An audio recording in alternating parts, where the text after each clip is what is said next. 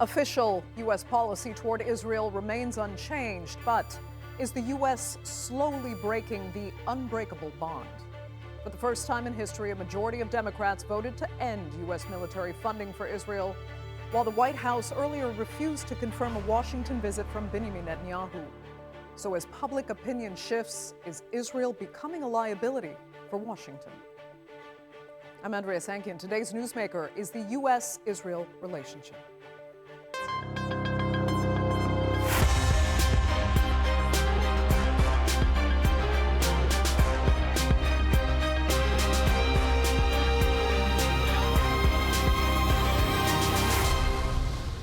It was once called ironclad and unwavering by U.S. Democrats and Republicans alike.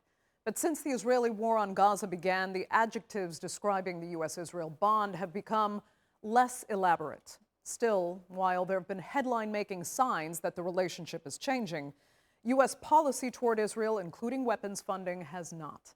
In fact, even New York City Mayor Zohran Mamdani walked back his statement, saying he would enforce an ICC arrest warrant for Benjamin Netanyahu if he came to New York. And talk that President Trump would not receive the prime minister at the White House amounted to nothing, as Netanyahu arrived safely in Washington to attend Senator Lindsey Graham's funeral. So will an undeniable shift in U.S. public opinion toward Israel ever lead to real change in the political tide? Here's a look. What was once a rock-solid constant in US politics is seeing a major shift. Bipartisan support for Israel has come under increasing pressure. Earlier this month, 103 Democrats and 1 Republican in the House of Representatives voted to cut off military aid to Israel. While the move to block the aid ultimately didn't pass, it represents a growing schism within the Democratic Congressional Party. New US opinion polling shows that for both the Israeli people and the Israeli government, ratings are in decline, a dramatic downward shift over the last few years. And these trends are playing out at the ballot box, as demonstrated by this Colorado primary voter in June. For the most part, I only voted because of I'm anti-AIPAC, and so I just wanted to vote for someone that was standing up against Israel, and I knew that the incumbent was for Israel, so I voted against her. Embodying this shift is the new mayor of New York City, Zohran Mamdani. He even threatened to have New York City police arrest Israeli Prime Minister Benjamin Netanyahu during his anticipated visit to New York in September for the UN General Assembly. Though he has since released statements admitting that New York City does not have the authority to do so, instead calling on the US government to take action. There is a reason the International Criminal Court issued a warrant for his arrest. As human beings, we have spent generations building a shared understanding that there are crimes so grave they offend all of humanity. Anyone, with their eyes, with their heart, with their conscience, should recognize the devastation he has wrought and understand that he belongs before a court of law. However, the US president has made it clear that this is not going to happen. Netanyahu is in the US this week to attend the funeral of Republican Senator Lindsey Graham, a staunch pro-Israel figurehead and firm Trump ally who died unexpectedly in July. The Israeli Prime Minister appeared on Fox News accusing Mamdani of spreading hate and called the International Criminal Court charges bogus. The Trump administration is also attacking the credibility of the ICC. And we have lunatics and crazies involved in the ICC that are talking about charging members of the U.S. military, maybe even the president or a future president, with crimes. I mean, it's not going to happen. It's just not going to happen. We are not members of that court. We never signed on to that treaty. In early July, Californian Democrat Congressman Ro Khanna traveled to Israel and the occupied West Bank.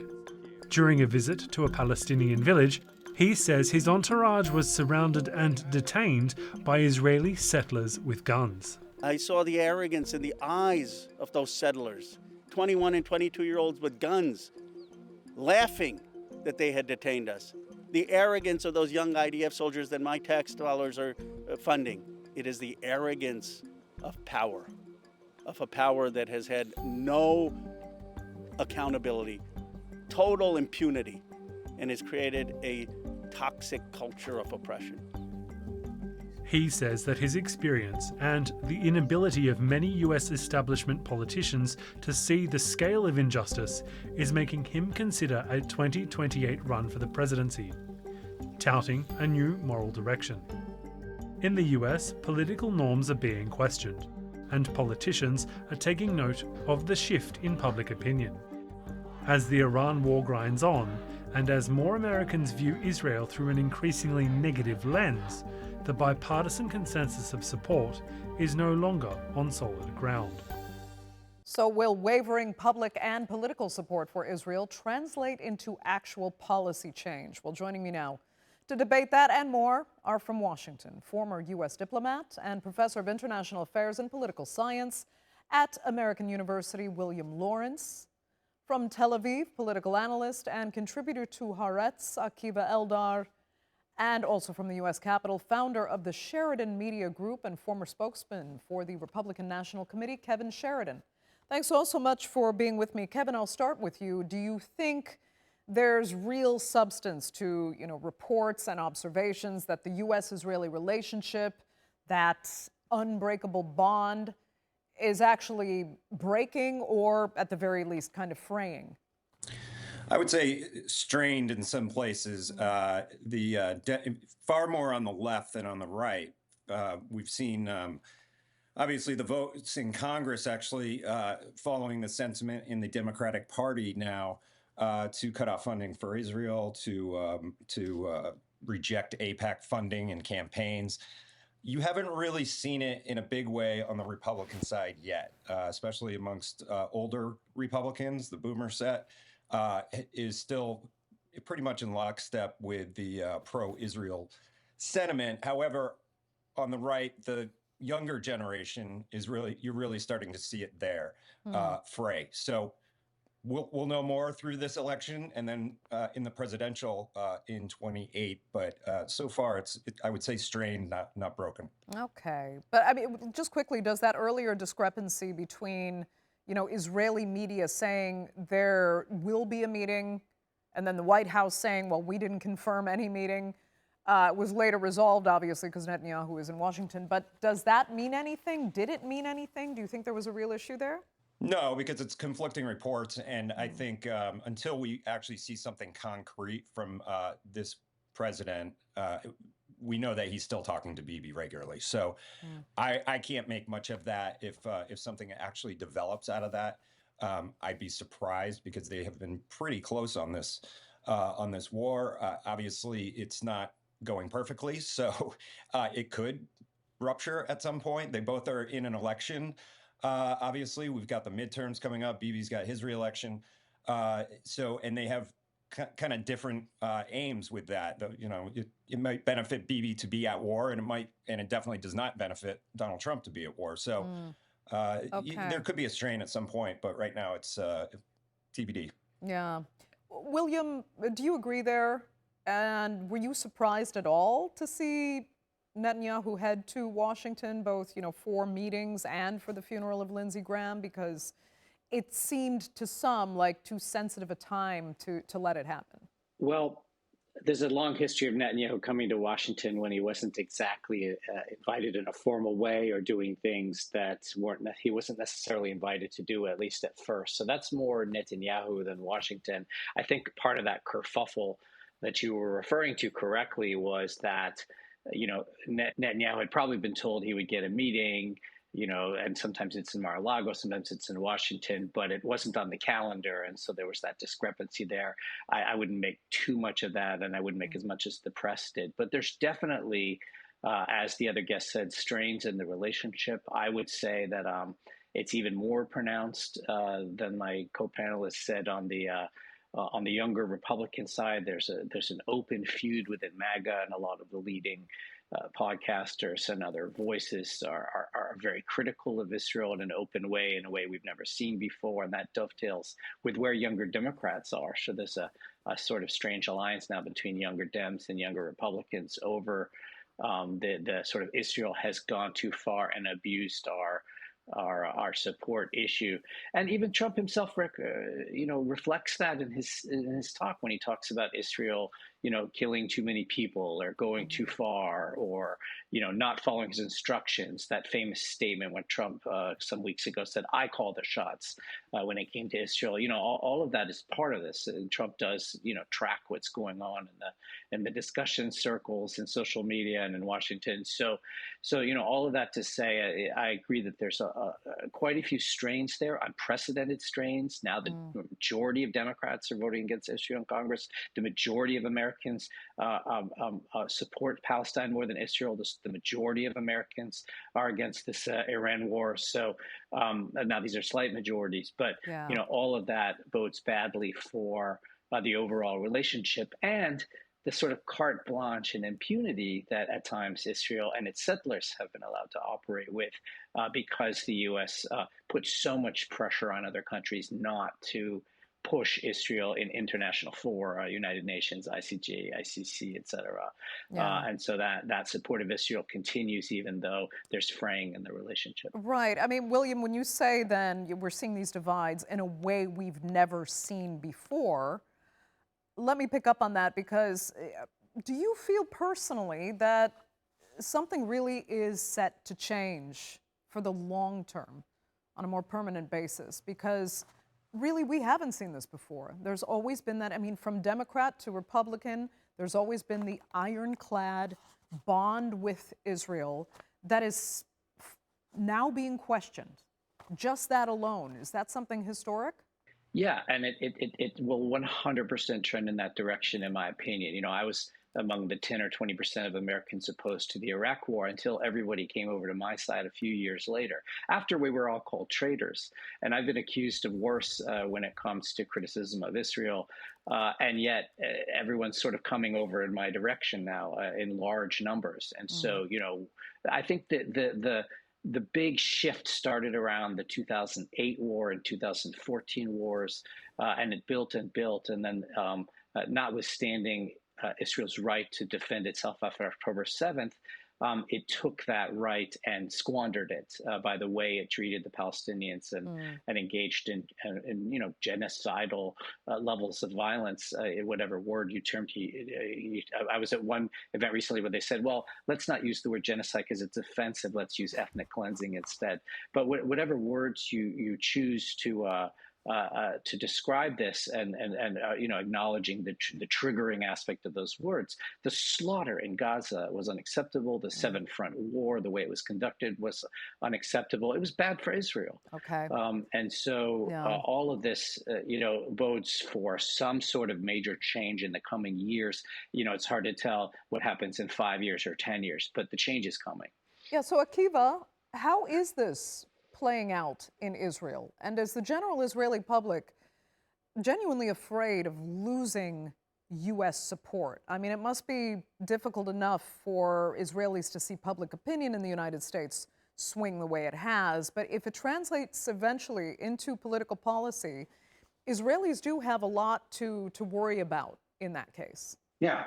First of all, I think that Netanyahu deserves the Nobel Peace Prize. He has managed to make peace between the Republicans and the Democrats in the United States. There is now a consensus that Israel is becoming a liability. But having said that, I'll go back to '92. At that time, I was Haaretz reporter in Washington, and I contributed an article to the New York Times saying, why should Israel have it both ways? It was when President Bush Sr.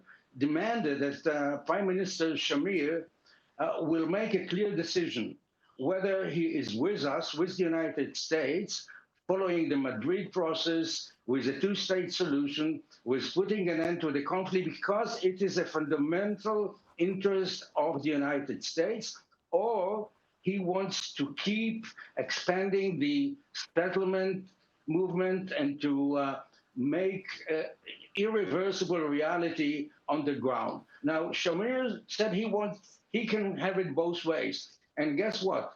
Netanyahu was at that time a senior diplomat in the Israeli embassy, and he convinced Shamir that he can mobilize the Jewish community, and he convinced all kinds of rabbi organizations to march to the Capitol Hill and to twist arms of American lawmakers and demand that Israel will get what it wanted, what it was $10 billion of loan guarantees in order to absorb the big immigration from the United States. And President Bush said, no, like President Biden said, it's a no. Now, I think that Netanyahu realized now that he has to make a choice. He cannot have it both ways because he's kind of dividing between the White House, the Congress, the public opinion. It doesn't work anymore because of what happened, what Israel did in Gaza. Okay. I'll tell you what, Kevin, let me come back to you because, speaking of having it both ways, Congressman Ro Khanna has been taken to task, I guess. He's criticized Israel and he's called out these illegal racist policies after he fell victim to some pretty disturbing treatment by illegal settlers in the West Bank. But while he calls out genocide, he's still defending Israel's right to defend itself. So is he symbolic kind of politicians who are trying to have it both ways in the United States because they want to take the right moral stance for their constituents, but at the same time, they still need, there's a lot of AIPAC money out there, let's be honest. They still have to fund campaigns. Are they trying to find that balance? Well, none of us were there, obviously, but I know a good PR stunt when I see it. So I do have a little skepticism on what went down there. That said, yeah, the Democratic Party, everybody running for president, and he thinks he's a presidential contender. He's not, but he thinks he is going to have to grapple with this. They're all saying they're rejecting AIPAC now, for instance. That's lit a wildfire on the left right now. We'll see if that makes its way into Republican politics as well. Obviously, J.D. Vance was out, saying some pretty negative things about the relationship just last week. So we'll see if that takes off. But yeah, Democrats they're in it right now, especially with the emergence of the DSA. These are the socialists, really, coming out like crazy in the primaries. This is, Ro Khanna is just emblematic of that. He's fighting this issue. He's trying to be a leader on it. I don't think he really knows his footing yet. But like I said, I don't think he's a serious presidential candidate to begin with, but he's a good test candidate to see what they're going to be saying. Okay, William, are you on the same page there? Even if he's not about, a presidential candidate, is he symbolic of, where so many senators and congresspeople actually stand in the United States, knowing that they have to tread carefully on what stance they take on the Israel issue? Yeah, I've long said that American Jewish community is more conservative on the Palestine issue than the Israelis in many respects. Now that flipped a little bit as Israel veered to the right, but where the Jewish community is really matters. And I think each congressman, each politician, as they go through the primary process and then the general election, is trying to position themselves kind of where the Jewish community meets the pro-Arab and Muslim community in their districts. And so you'll hear very negative things about Netanyahu, but not Israel. You'll hear, which is where a lot of Jewish Americans are. You'll hear things about, very strong statements about anti-Semitism, even to the point that they're criminalizing speech that isn't really anti-Semitic, but anti-Israel in many states now and municipalities. But then you'll see the types of, gestures towards Israel's right to exist and this counterterrorism language that is so often used towards Palestinians in general. And so, yeah, people are all over the map. There's not a lot of clarity there, except that, politicians try to represent their constituencies and their donors in ways that work in their particular district. So I wouldn't say that there's sort of one emblematic position. Instead, there's a complicated U.S. polity where now Muslims are about equal in number as Jews in the United States, probably a little bit more according to the official count I did for the State Department, and gaining in political importance. So, for example, you'll see the rising importance of Muslim and Arab lobbying groups in Michigan and New Jersey and Florida and Georgia and other swing states of great importance. And so the rising voice of Arabs and Muslims is now sort of combining with figuring out a position that Jewish Americans can live with that's somewhat critical of Israel, but not entirely critical of Israel. Okay. The rising voice is one thing, but what about the actual financing, William? Because, you know, this is the major complaint, is that it's specifically AIPAC money and the setup of the U.S. system that kind of, they say it's legalized bribery with lobbyists. And when you have one contingent that is incredibly, you know, has the funding to back these politicians, are they still, some of them, at the mercy of that funding? And then where will that take the major issues like the U.S. war on Iran right now? Because of the money, the U.S. Congress is one of the most conservative Israel institutions in the United States. There's no question about that. And because of a series of unfortunate Supreme Court decisions equating money to speech some years ago, our system is very much corrupted by money in that regard. So that there's no question there. What changed is that the Arab and Muslim community, which is quite wealthy in the United States, a lot of doctors and engineers and stuff, they're starting to match the efforts to lobby. And so that's where we're starting to see shifts. And it started even in the early 2000s when George Bush during the campaign went to Michigan and other Arab communities and shifted some of his positions on issues important to them. But it's cascading in a more and more, let's say, positive way towards Arab and Muslim positions. Okay. You know, to the point now that that they're almost, you know, in many districts they're almost equal. Can it influence then this fundamental policy then on the war right now?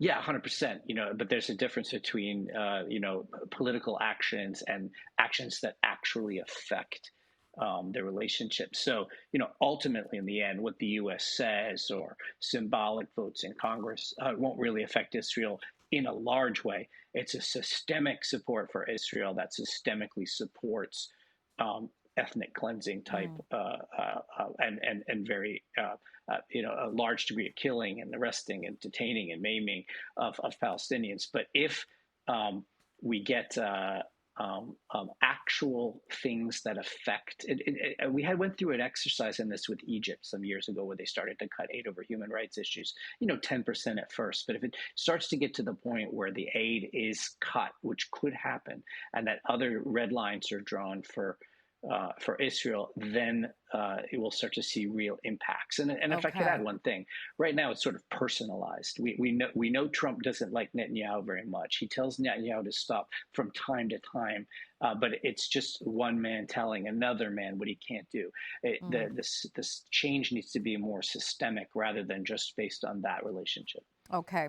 Akiva, then final thoughts on where you think these meetings could actually go, and especially whether or not Israel will get its influence over the U.S. kind of verified in continuing the war on Iran, or do you see a breaking point coming, as well as whether or not Netanyahu will be completely welcome at the UN General Assembly in September? What we're going to see in the next few days is not so much Prime Minister Netanyahu visiting the U.S. It's the Likud candidate who is in a big trouble, according to the polls. He is a lame duck and going to draw. And what he has in mind is to get positive photo ops with President Trump to avoid any escalation in his relationship with the Democrats. And since his claim to fame, since the beginning of his career, is that he is Mr. America, that he knows English better than many Americans, American English and American politics, and that he can deliver America to Israel no matter what. But having said that, Andrea, I recommend my friends to read a very important book written by two Jewish scholars, named the promised lands and the promised people.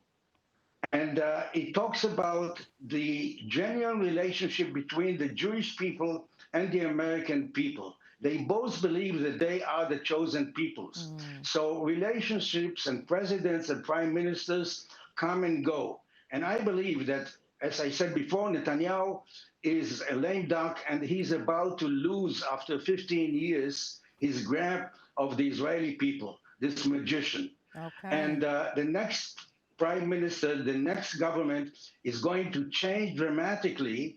It's not only its relationship with the United States, because it has to come bottom up, bottom from the Israeli-Palestinian conflict, the relationship with the Arab lands, expanding the Abraham Accords, Israel, Turkey, and so on, to find the common ground with the American interest and to build it, to rebuild it again, and to go back to the old good days. Akiva, that will have to be, unfortunately, the final word for this edition of the Newsmakers. We're completely out of time. I'd like to thank all three of you sincerely so much for being with us, our viewers for joining us as well. Remember, you can follow us on social media, and do be sure to subscribe to our YouTube channel. I'm Andrea Sankey. We'll see you next time.